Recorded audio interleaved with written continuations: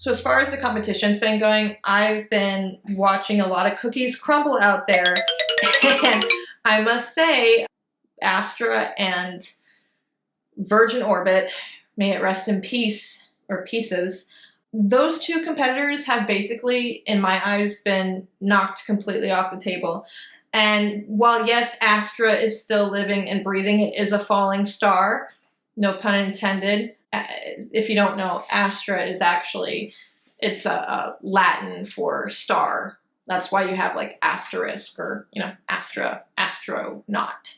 So yeah, it is a falling star. They have basically changed their whole entire plan, you know, launching all these tiny missiles, aka rockets, in the air, to now just focusing on developing engines. So yeah, they're developing these engines now, and that's their main focus, and they've laid off a lot of people, which is really sad. That's always sad.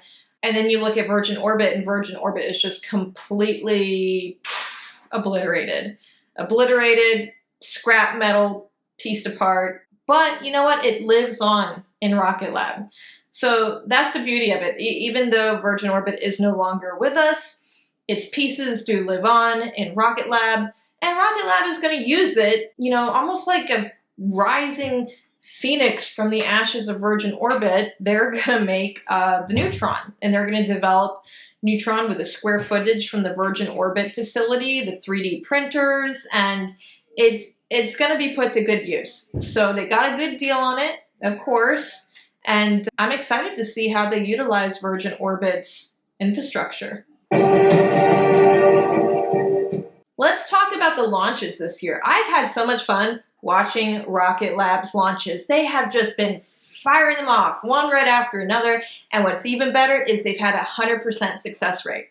Now, in rocketry, that is very difficult. Not many people can get a 100% success rate for their rocket launches. I mean, take a look at the pre-competitors, Astra and Virgin Orbit. It just couldn't be done for them.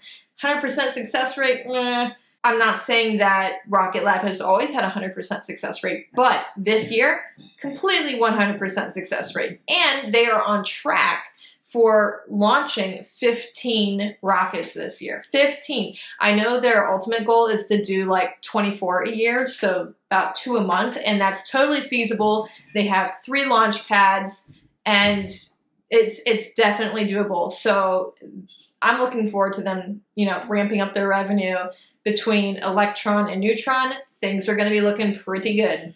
And speaking of new launches coming up, the very next launch that we are waiting on is We Love the Nightlife, and that's going to be for Capella Space. Now, We Love the Nightlife will be the first of 4 new dedicated launches on Electron for Capella. It was initially announced in February of this year that they're going to deploy Capella's next generation SAR Earth imaging satellites called Acadia.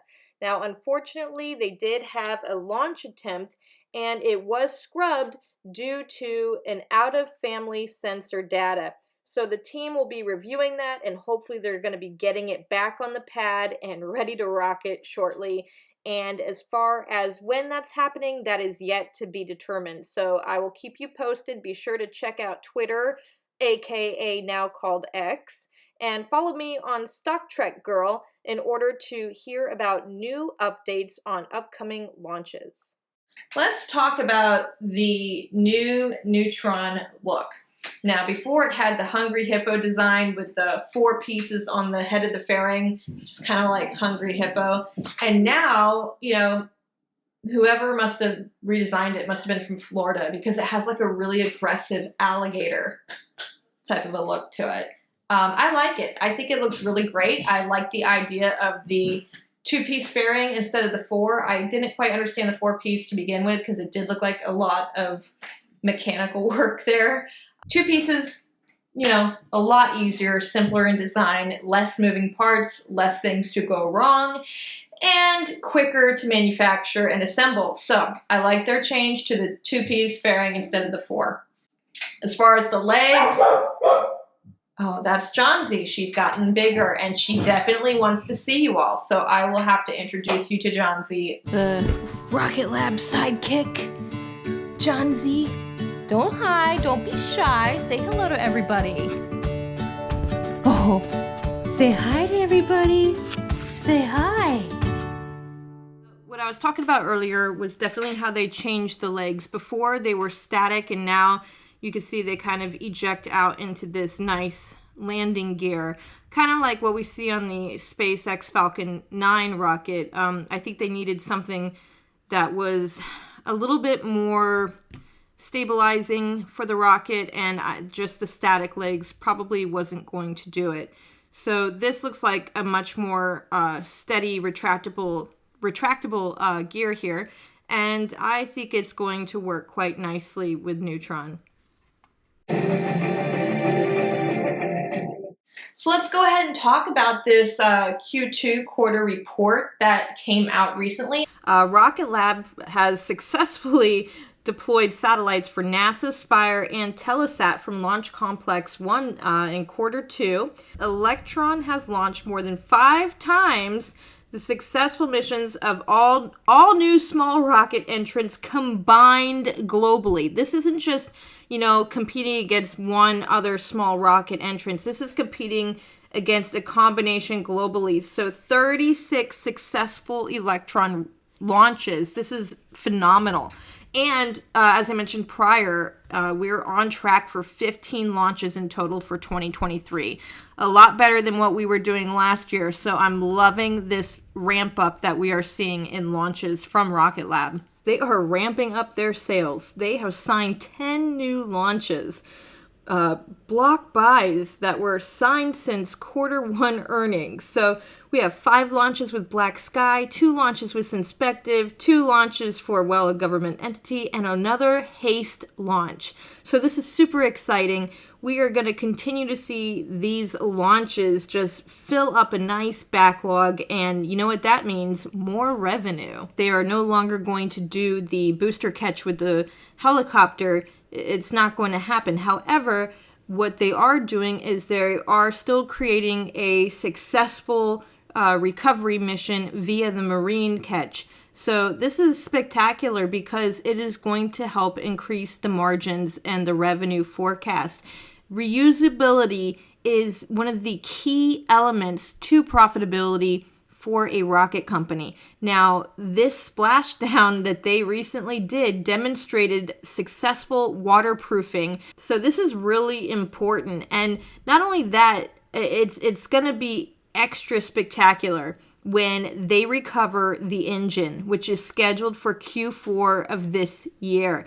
So with the first full stage recovery expected to follow next year in 2024. So once they start recovering the engine and the first stage, this is really going to ramp up the margins, the profitability for the company.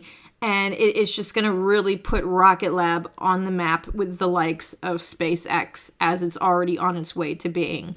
Here we're showing their revenue and gross margins for the past 2 quarters. We have quarter 1, as you see here, and the past quarter 2 right over here. This is good. We see an uptick. There's an increase. There's an increase in revenue and gross margins from the space systems here, and as well as the launch systems as well. Of course, you notice the space systems, it's actually their bread and butter compared to their launch systems. So they're doing really excellent on their revenue from space systems. Now, I do want to point out they do have a backlog. Remember all those space contracts, the 10 launches they just got. Now they have a backlog of $534.3 million, which increased from 40.1 million the prior quarter. That is a whopping increase. So you would almost think that's a typo, right? From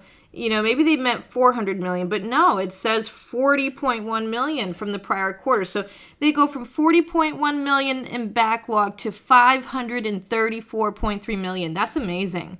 That is awesome. And it's just the sequential revenue increase of 13%, right? That's really good quarter-on-quarter growth. That's 13% more than the previous quarter. That's not bad at all. I'm liking what I'm seeing here. Now here is something very interesting that I want to point out. So this is their cash and non-cash GAAP free cash flow metrics. And basically what we're looking at is their spending and how much cash they have on hand. So as far as the cash flow is going for them, they are in the negative. Okay, this is not a cash flow positive company yet. However, they are on their way. What I want to point out is that they were able to, they basically had less expenses, meaning before in the prior quarter, you could see this number highly more in the negative than this. And basically what that means is, well, more money was lost in this quarter for cash flow than in this past one. Just to break it down in simplicity. But what I want to point out, it's really less than what you think. Because keep in mind the black, which represents their operating cash flow, and then the red, which represents their capital expenditures. Now, you see the black and red on this side. A lot more than in this quarter here, right? So then what's this? What's eating away at this? This was the acquisitions. Remember that Virgin Orbit facility and the 3D printers and all that jazz that they bought? So the 16.1 million that you're seeing right here, as it says over here, is from the asset acquisition of Virgin Orbit assets. Now, picture this. Imagine, X this out, imagine Virgin Orbit, wasn't purchased, whatever. So just take this away, and technically you would have coming from these two blocks down to these two blocks. That's amazing. I mean, that's almost, that's a good leap towards being cash flow positive if it wasn't for this acquisition you're seeing right here. But the acquisition was much needed to speed up the development of Neutron. And I don't expect to see these excellent margins here, to get towards cash flow positive, because right now we're cash flow negative. I just don't expect to see cash flow positivity for a little while, especially in the third quarter of this year, because we're going to be spending a lot on R&D for Neutron. Do keep that in mind. But I just wanted to point out, I really think this is a cool graph here, because in all reality, they are marching towards cash flow positivity, and they're doing a really good job. And the only reason why it doesn't look like they're doing a good job is because of the acquisition purchase you see right there. All right, let's take a look at the good stuff. This is what they're anticipating for next quarter, quarter 3.